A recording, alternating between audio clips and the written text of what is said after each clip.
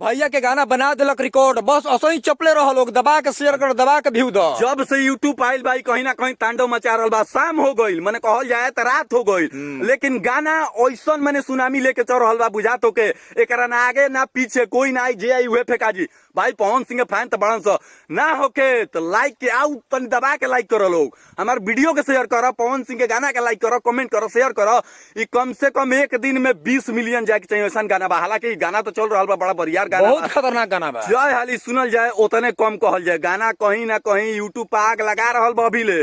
तारा का बता the power star Pawan Singh और आस्था सिंह के जोड़ी जबरदस्त बात, हम एक्टिंग कर बना लोग यार, उसी प्रकार से व्यू जा रहा है जिस प्रकार से बॉस और आस्था सिंह एक्टिंग की है। आ गाना के बात कर लेवल जाओ 100 में 110% गाना एकदम सही बा।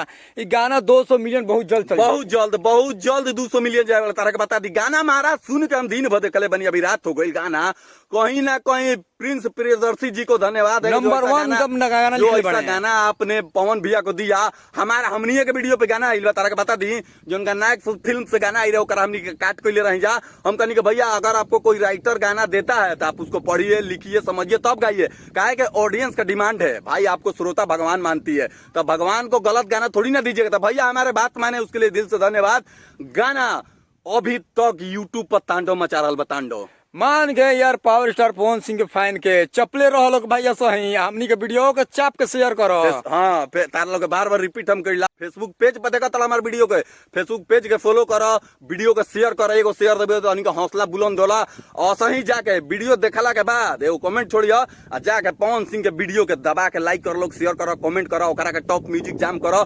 और म्यूजिक सेक्शन मेन सेक्शन एकरा के जाम कइले रहो कम से कम 2-4 बरिस ले, काहे के पवन सिंह वही खातिर रिजर्व करल।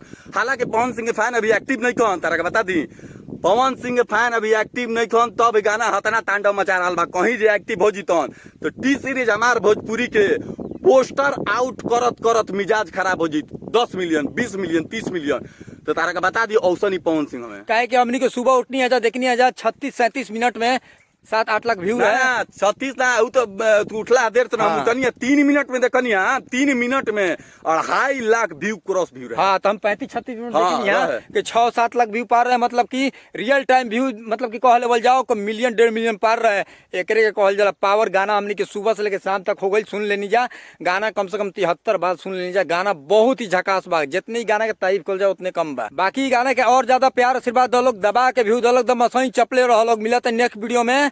आई गाना इतना खतरनाक होके वाला बा, हम कह दे नहीं भोजपुरी इंडस्ट्री में ये रिकॉर्ड बना दिलक भैया के गाना। तारा के हम दावा ठोक के दे रहल बानी कि हमरा से लिख के ले ला, कोरा कागज पर साइन कराला हमरा से कि बहुत जल्द टॉप म्यूजिक पर आज करे वाला गाना बा। हालांकि प्रिंस प्रियदर्शी जी के गाना लिखल कहीं ना कहीं आग बरसावला। तारा के बता दी गाना के वीडियो देखे से पहले हमारे दबा के शेयर कर लोगा। गाना के जाके टी सीरीज हमारे भोजपुरी जो पवन भैया के सॉन्ग आइल भाई, सुबह से तांडव मचा रहल बा, वो में जाके तन में आओ तांडवगिरी कर दो लोग।